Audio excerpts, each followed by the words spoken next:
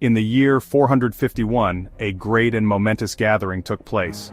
The Roman Empire, though creaking under the weight of its own immense history and facing threats from beyond its borders, still commanded the world. It was in Chalcedon, a bustling city just across the glittering waters of the Bosphorus from Constantinople, that this assembly was called. Imagine the scene: hundreds of bishops, the powerful leaders of the Christian Church, traveling from every corner of the Eastern Roman Empire.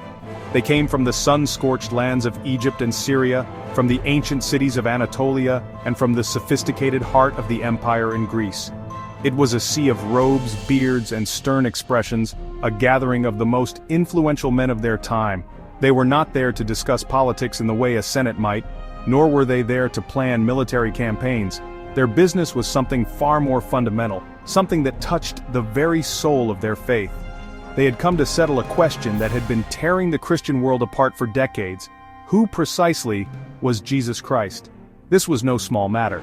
It was the central mystery of their religion, and getting it right was, in their eyes, a matter of eternal salvation. The men who attended were a mix of theologians, politicians, and patriarchs, each with his own loyalties, his own understanding of Scripture, and his own ambitions. The air was thick with anticipation and the scent of old disagreements. This was not the first time the Church had held such a council. It was in fact the fourth of what would come to be known as the Great Ecumenical Councils. Meetings where the entire Church, or what was considered to be the entire Church, came together to define its beliefs. The Emperor himself, Marcian had called it, along with his powerful wife, the Empress Pulcheria. The state and the Church were now deeply intertwined, and a fractured Church meant a fractured empire. Unity was the goal. But unity was a fragile thing. These bishops, some old and frail, others fiery and full of conviction, represented not just theological viewpoints but entire regions, cultures, and peoples. The city of Chalcedon itself was a stage perfectly set for this drama.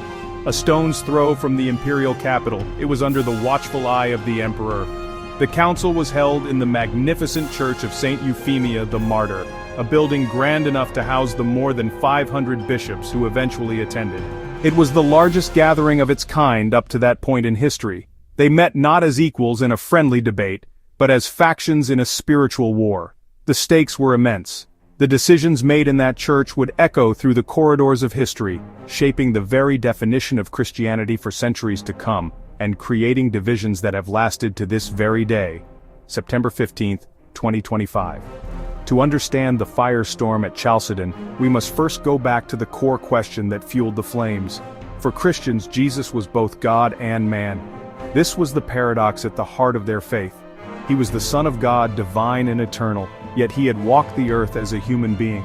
He was born, he ate, he suffered, he died. How could one person be both things at once? How did the divine and the human relate to each other inside the single person of Jesus Christ?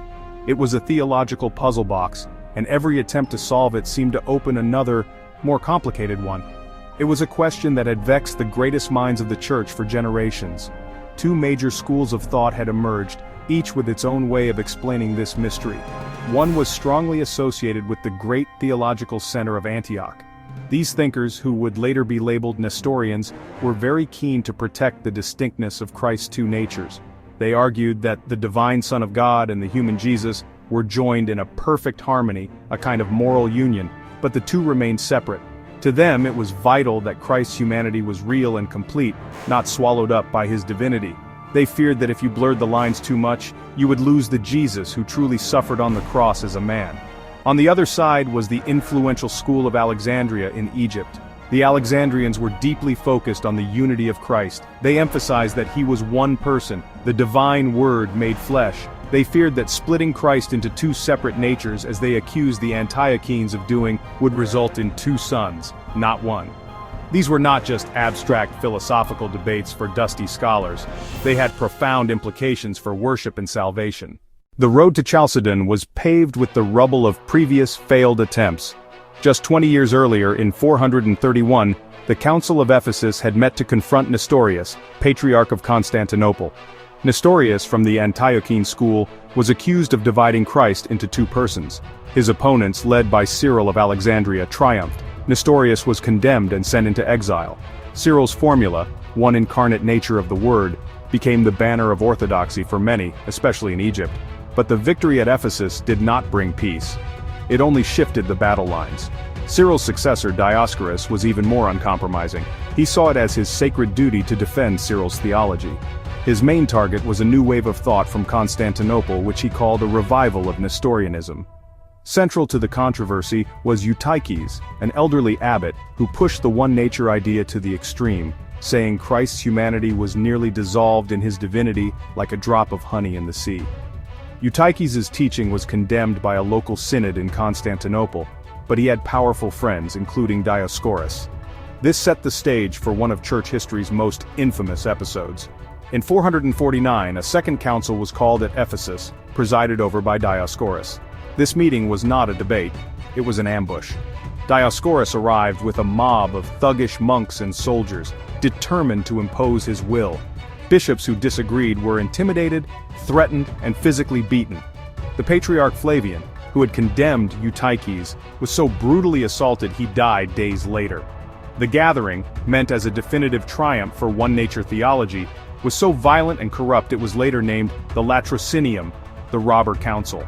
Pope Leo I of Rome, who had sent a letter, was furious when his legates were ignored and his letter was not even read. He declared the council null and void. Instead of unifying the church, the Robber Council had shattered it. The political winds shifted dramatically in the year 450. Theodosius II died after falling from his horse. He was succeeded by Marcian. Pulcheria, his wife, supported two-natures theology and opposed Dioscorus. They moved to undo the damage of 449. A divided church threatened imperial stability. A new council was summoned to be free from intimidation and violence. Bishops packed and journeyed to decide the future of the faith. The council opened in October 451, electric with tension. This was not a gathering of friends. Dioscorus of Alexandria, Egyptian bishops, bishops from Antioch and Syria, imperial commissioners, papal legates of Pope Leo I. The first business, the Robber Council's events. The minutes were read aloud. Shock and shame swept the assembly. Bishop after bishop stood to renounce their coerced signatures. We all sinned, we all ask for forgiveness. The focus turned on Dioscorus, accused of violence, accused of procedural corruption, accused of heresy for rejecting the two natures formula. He stood defiant, but his support crumbled. Debates grew fierce and passionate. Commissioners struggled to keep order as bishops shouted, Dioscorus, formidable theologian and debater, yet cornered. He invoked Cyril of Alexandria and the Council of Ephesus. Opponents, backed by imperial officials and papal legates, pressed their advantage. This was a trial as much as a theological debate. By the end of the third session, the verdict was in. Dioscorus was deposed and condemned. The path was clear to forge a new definition of faith. With Dioscorus removed, the council could finally turn to its primary task, creating a statement of faith that would settle the question of Christ's nature once and for all. But, this was easier said than done. Many bishops, especially those from Palestine and Illyricum, were still deeply attached to the theology of Cyril of Alexandria, and were, pretty suspicious of any new formula. They feared that talk of two natures was just a backdoor to the condemned heresy of Nestorianism, so they wanted to stick with the creed of the Council of Nicaea and the condemnations of Ephesus, and just leave it at that. For them, adding anything new was dangerous and unnecessary. However, the imperial commissioners and the papal legates were insistent. The emperor wanted a clear, unambiguous definition that would unify the empire. Pope Leo's legates, for their part, demanded that the council formally approve the Tome of Leo. This letter, written by the Pope, was really a masterful piece of theology.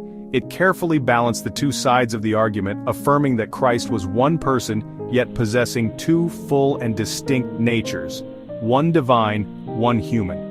He is complete in his own nature and complete in ours, Leo wrote. The tome was a powerful attempt to find a middle way, to honor Christ's unity and the reality of his two natures. So, a committee was appointed to draft a new definition. They wrestled with the precise wording, knowing that every single word would be scrutinized for even a hint of heresy. They had to find language that would satisfy the supporters of Pope Leo and the Antiochenes, who insisted on the two natures, without alienating the more moderate followers of Cyril, who feared any hint of division in Christ.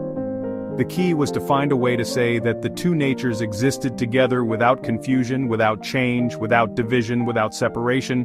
These four crucial adverbs became the pillars of the final statement. In the fifth session of the council, the new definition was presented. It was a masterpiece of theological diplomacy. It affirmed the previous Council of Nicaea. It affirmed the previous Council of Ephesus. It praised the work of Cyril, and formally approved the tome of Leo. Then came the critical passage. It declared that Christ is to be acknowledged in two natures, which come together into one person, one hypostasis. When the definition was read aloud, the bishops erupted in acclamation. This is the faith of the fathers. This is the faith of the apostles. We all believe this. Peter has spoken through Leo. It seemed, at least in that moment, that unity had finally been achieved. The triumphant shouts in the Church of St. Euphemia did not echo for long. The Chalcedonian definition, crafted as a bridge between factions, quickly became a wall that divided them. While the majority of the bishops at the council signed on, some with genuine enthusiasm, others with reluctant acceptance under imperial pressure, a significant and determined opposition began to form almost immediately. The ink was barely dry on the council documents before the trouble started. The problem was that for many, especially in the eastern provinces of the empire, the new definition sounded suspiciously like Nestorianism they had fought so hard against. The core of the resistance came from the bishops of Egypt. They were fiercely loyal to their deposed patriarch Dioscorus, and to the theology of Cyril of Alexandria as they understood it. For them, the phrase "in two natures" was a betrayal. It seemed to split Christ in two, undermining the central belief in the one, unified Son of God who had become flesh. They saw the council not as a victory for orthodoxy, but as a victory for the school of Antioch and for Rome over the venerable and powerful Church of Alexandria. They refused to accept the council's decisions, and when they returned to Egypt, they were greeted not as heretics, but as heroes who had stood firm against imperial and theological bullying. The opposition was not limited to Egypt. In Syria, many monks rejected Chalcedon. In Palestine, many clergy rejected Chalcedon. In Armenia, many ordinary Christians rejected Chalcedon. In these regions, the one nature or Miaphysite understanding of Christ was deeply embedded in their spiritual life and identity. For them, the council's definition was an imposed, Greek-speaking imperial theology that felt alien to their traditions. Riots broke out in Alexandria and in Antioch. Imperial attempts to install pro-Chalcedonian bishops were met with violent resistance. The emperor had wanted unity, but what he got was rebellion. On the other side, the supporters of Chalcedon were just as firm. For the Pope in Rome, the council's affirmation of his tome was a major victory, cementing the authority of the Roman See. For the Patriarch of Constantinople and the bishops of the Greek-speaking heartland of the empire, the definition was a necessary clarification that steered a safe course between Nestorianism and monophysitism. They saw the opponents of the council as stubborn heretics who refused to accept the reasoned judgment of the universal church. The immediate result of the council was not peace, but a hardening of positions and the beginning of a bitter empire-wide conflict. The failure to enforce the Chalcedonian definition across the entire empire led to the first major lasting split in the body of the church. This schism predates the Great Schism between Rome and Constantinople by nearly 600 years. The churches that rejected Chalcedon, primarily in Egypt and Syria, began to develop their own separate hierarchies, traditions, and theological language. They did not see themselves as heretics. They believed they were preserving the true ancient faith against Chalcedon's innovations. Centuries have passed since bishops met in that great church by the Bosphorus, yet the decisions they made continue to shape the Christian faith. For the vast majority of Christians today, Roman Catholics, Eastern Orthodox, most Protestants, the Chalcedonian definition remains the cornerstone of Christology. It is the official, authoritative statement defining Orthodox boundaries. It provides the language and framework for understanding Jesus as fully God and fully man, one person in two natures, a mystery held in balance. Chalcedon's legacy is unity, and also division. The Oriental Orthodox churches, Coptic, Syriac, Armenian, Ethiopian, Eritrean, Malankara, continue to stand by non-Chalcedonian heritage. For centuries labeled monophysite heretics by Chalcedonian churches, a label they reject as inaccurate and offensive. They prefer Miaphysite, one united nature. They do not deny Christ's humanity, but see it as perfectly united with his divinity in a single composite nature. This disagreement remains a barrier to full Christian unity. But in recent decades there's been a hopeful shift. old insults gave way to respectful dialogue. Theologians from both traditions have met, discussed shared history, re-examined 5th century language. They concluded differences may have been about terminology, politics, culture, not about a fundamental disagreement in faith. Both sides were trying to say the same thing using different philosophical languages. This modern dialogue stems from 451. It attempts to heal a wound 500+ years old. Joint declarations have been signed between popes and Oriental patriarchs, Eastern Orthodox and Oriental Orthodox leaders, acknowledging a common faith in Christ. Full institutional unity isn't achieved yet, but animosity has largely been replaced by brotherhood and a shared desire to overcome the divisions from Chalcedon. The Council's legacy is still being written. The Council of Chalcedon stands as a monumental event in the history of Christianity, a moment of profound definition and tragic division. It was an assembly born of crisis, an attempt by an empire, an attempt by a church to impose order on a theological storm. The definition it produced was a remarkable intellectual achievement, a finely balanced creed that sought to navigate treacherous waters between competing heresies. For billions of Christians, it remains the definitive statement on the identity of Jesus Christ, the bedrock of their faith. It provided a vocabulary for mystery, a human attempt to articulate the divine. Yet, the settlement of 451 was never truly settled. The unity it proclaimed was an illusion, a victory celebrated in Constantinople and Rome, rejected with passion and fury in Alexandria and Antioch. The council that was meant to heal the church instead inflicted a wound so deep that it has not yet healed. It shows a recurring theme in history: declarations of authority.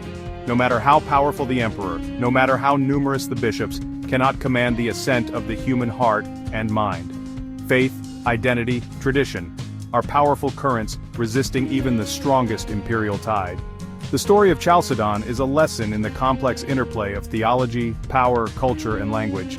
The theological quarrel had very real, world-changing consequences, arguably weakening the empire's hold on provinces, making them more susceptible to the Arab conquests 2 centuries later. Today, as we look back from 2025, the legacy of Chalcedon is a dual one. It is a story of a faith that sought clarity and found it, but at the cost of charity. It is also a story of enduring division, a family of churches separated for a millennium and a half over what modern dialogue suggests may have been a profound misunderstanding. The Council's enduring importance lies not just in the doctrine it defined, but in the enduring, painful, and now hopeful quest to understand one another, to perhaps one day heal the divisions forged in the crucible of that ancient, fateful gathering.